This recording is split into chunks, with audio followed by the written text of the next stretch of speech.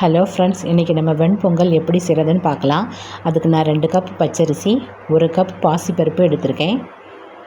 அடுப்பை பற்ற வச்சு ஒரு பாத்திரத்தை வச்சு பாசிப்பருப்பை கொட்டி இளம் வறுப்பாக வறுத்துக்கலாம்.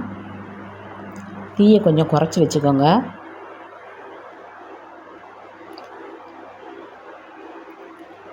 லேசாக வறுபட்டதும் இதை எடுத்து மாற்றி வச்சுக்கலாம். அப்புறமா ஒரு அடிக்கனமான பாத்திரத்தில் 4 டம்ளர் தண்ணி ஊற்றிருக்கேன். பச்சரிசியை நல்லா கழுகி சேர்த்துக்கோங்க.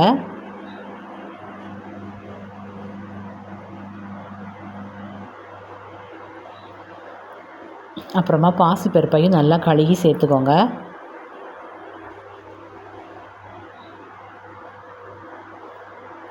இது ஒரு பக்கம் நல்லா வேகட்டும்.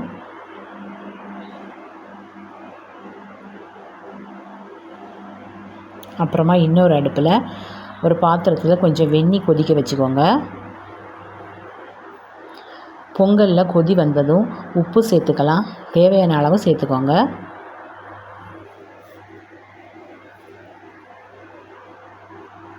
வேகும்போது நமக்கு தண்ணி தேவைப்பட்டுச்சுன்னா கொதிக்க வச்சுருக்கிற வெந்நியை நம்ம சேர்த்துக்கலாம்.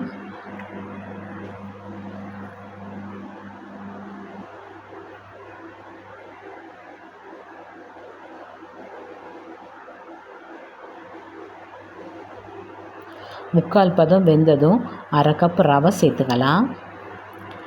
ரவையை கொஞ்சம் கொஞ்சமாக கொட்டி கிண்டி கொடுத்துட்டே இருங்க. மொத்தமாக கொட்டிட்டிங்கன்னா ரவை கட்டி பிடிச்சிடும். இந்த ஸ்டேஜில் அடுப்பு தீயை கொஞ்சம் குறைச்சி வச்சுக்கோங்க.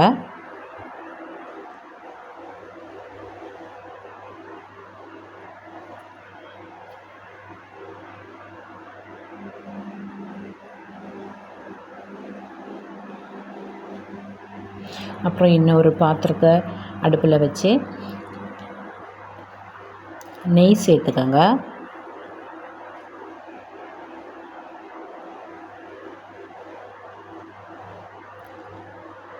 அப்புறமா அதில் 1/2 ஸ்பூன் மிளகு,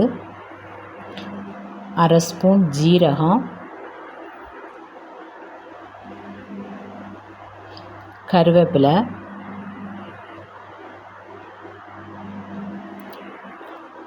கொஞ்சம் முந்திரி பருப்பும் சேர்த்து நல்லா கிண்டி கொடுங்க.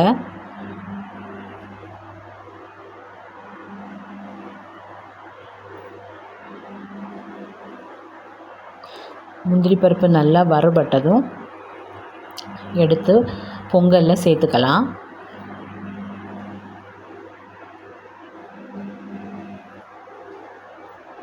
நல்லா கிண்டி கொடுத்துக்கோங்க.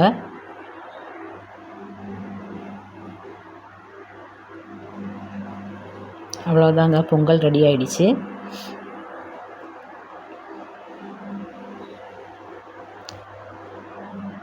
வெண்பொங்கல் கூட சாம்பார் சேர்த்து சாப்பிட்டா ரொம்ப ருசியாக இருக்கும்.